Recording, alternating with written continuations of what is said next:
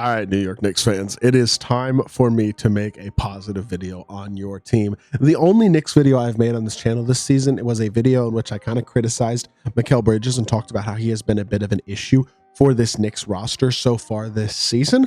Well, number one, I'd like to apologize. Mikal has been playing much better as of late and has really found his role with this Knicks team, which I think has been a big part of their recent success. But even more than that, Jalen Brunson and Karl-Anthony Towns have this team rolling. Not the most impressive win tonight in that they had to go to overtime with the Wizards to do it. But to be fair, Jalen Brunson with 55 points, including 42 after halftime, 9 of the Knicks' 17 in overtime to lead them to a needed win against admittedly not a very good Wizards team. And giving up the 132 points to the Wizards isn't great, but Justin Champagnie had like the best game of his career at 31 points on 13 of 15, 5 of 6 from 3. Shout out to Justin Champagnie. The Wizards as a whole shot great, and so they played a very competitive game tonight despite not being a very good team, and they deserve credit for that. But Jalen Brunson had one of those games where it's like, don't forget about me. I'm still the best point guard in the East, which I personally think he is. And I think this Knicks roster now has the depth and the talent to be a serious title contender this season if things go their way. Before we hop into it and break it down further, if you haven't already, make sure you hit that subscribe button. Help me push towards the 2,000 subscriber mark on the channel. I'm uploading NBA content multiple times a day, every single day on this channel. Would really appreciate it if y'all do subscribe. And without further ado, let's hop right into it and let's discuss. So first things first, we'll start with some numbers. I guess we should start with Jalen Brunson's 55-point performance tonight. Again, 18 of 31, only 3 of 11 from 3, but 16 of 17 from the free throw line. The only free throw he missed was actually in overtime, but he goes with 9 assists and then 55 points. Only 3 turnovers as well. A really, really impressive offensive performance from Jalen Brunson. One of the highest scoring performances of the season so far. And the type of game that makes you go, oh, wow. Jalen Brunson is amazing. I mean, he's having another incredible year that I feel like is kind of going under the radar, averaging only 24.5 only. But he's doing so on 48%, almost 42% from 3, a 7.7 to 2.4 assist to turnover ratio, which is elite. Having a really good year as a scorer and a playmaker, and I think he's a pretty feisty defender despite his size as well. And I think he is obviously the centerpiece of this Knicks team and of their title aspirations. But again, his partner in crime, Karl-Anthony Towns, the new addition, has been awesome for this team at 54% from the field, almost 45% from 3, 58% inside the three-point line, and he's averaging 13.5 rebounds a game, leading the league in rebounds per game, I believe. He has had an awesome year so far this season and is doing it in every way, offensively, as a shooter, as a finisher off the dribble, even defensively and as a rebounder. He's having a really good year, and I think that's the thing that the Knicks have lacked a bit the last couple of years. They've been a very good team, but I think having Karl-Anthony Towns instead of Julius Randle as their second star has made this team a little bit more cohesive offensively and certainly elevated their ceiling offensively with a stretch big that elite. It provides a 5-out type lineup that is hard for almost any other NBA team to match. And when you have the pieces around them like Mikal Bridges, Josh Hart, OG Anunoby, even Deuce McBride, that is a foursome of wings surrounding Jalen Brunson and Karl-Anthony Towns that makes this team able to put out lineups that can compete with any team in basketball at the highest level.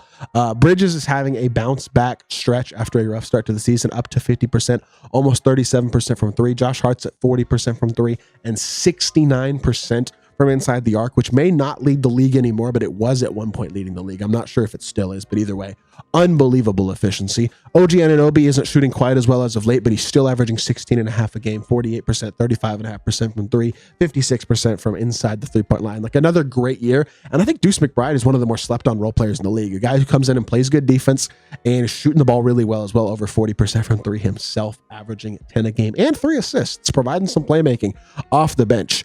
I really do think this Knicks roster, their 1 through 6 is as good as any 1 through 6 in basketball, with the exception of the Celtics. Like, this team is absolutely elite in that area. The question comes after that with Precious Achiuwa, Cam Payne, eventually, I would say Mitch Robinson as well. Landry Shamet is just now getting back into playing. I think he's a guy who could wind up becoming a bench contributor for this team and a valuable piece as well. Although any team Landry Shamet's on that makes the playoffs loses in 6 games in the second round. So we'll see if that happens to the Knicks this year. But I think once they get Mitchell Robinson back, they're going to have a lot of versatility with lineups. They can put Cat at the 4 if they want, which will really make them impactful defensively and size-wise, dominate on the glass as well. They can have Cat at the 5 for 5 out. I think if Mitch Robinson and obviously Landry Shamet can come in and be those important bench pieces as well, it'll make this team closer to 9 or 10 deep, which provides a little more versatility roster-wise for Tom Thibodeau. With that being said, I think Achua and Mitch Robinson can be a bit redundant. I don't think both of those guys are going to play huge minutes together in the rotation. I don't know. If I have a hard time seeing that Thibodeau will find minutes for both those guys, especially down the stretch in big games with how much he plays his starters. Obviously, Mikal Bridges leading the league in minutes per game. Josh Hart not far behind at almost 37 a game himself. And so I do think that that's something that can work in the Knicks' benefit for sure, is that they play these stars so much, but it always does, I think, heighten the risk of injury, which is something that obviously you never hope happens. But at some point, it probably will with how much these guys are playing. It hasn't yet, though, and it didn't last year either, so I could be wrong.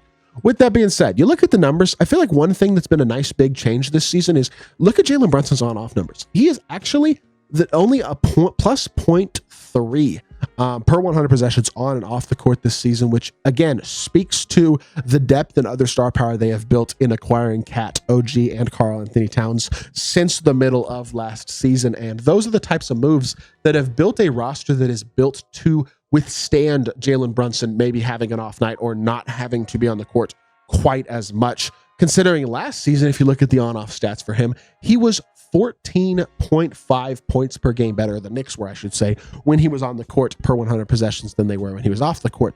That's a big deal. That change, I don't think, is a criticism of Jalen Brunson, the fact that's changed. It shows the depth that this Knicks team has improved upon this year, and it's one of those things that makes it clear that they are seriously playing really high-level basketball. They're up to 22-10, won 7 in a row, 8 of their last 10, only a game and a half back of the Celtics for the 2 seed as well, which didn't really, in my mind, figure to be something that I thought they would factor into. I kind of thought the Cavs and the Celtics, with the way the season started, were going to run away with those top 2 seeds. The Knicks are not that far behind, especially of the 2 seed. They are in an interesting spot here where they look to be clearly the 3rd best team in the Eastern Conference. Well, the Bucks have an argument when they're fully healthy, but have lost a couple games recently as well because of some injuries with Giannis and stuff. But the Knicks are playing awesome, and they're doing it on both ends of the court. When you look at the numbers this season, they are not. A couple years ago, they were the best defensive team in the league, or maybe not the best, but they were one of the best defensive teams in the league. They were winning with defense. Now, they're still not a bad defensive team, 13th in the league defensive rating at 112.2. It's not bad. It's not elite. Wouldn't be shocked if it actually gets a little better as the season progresses. But offensively, they have the 2nd best offensive rating in the league behind only the Cavs, who again are having a ridiculous year. But their net rating is 7.9, which puts them 5th in the league in net rating. They are clearly one of the best two-way teams in basketball. And I mean, when you look at the shooting numbers, 2nd in effective field goal percentage, again, only behind the Cavs. 3rd in 2-point field goal percentage behind the Cavs and Celtics. 2nd in 3-point percentage behind, again, only the Cavaliers.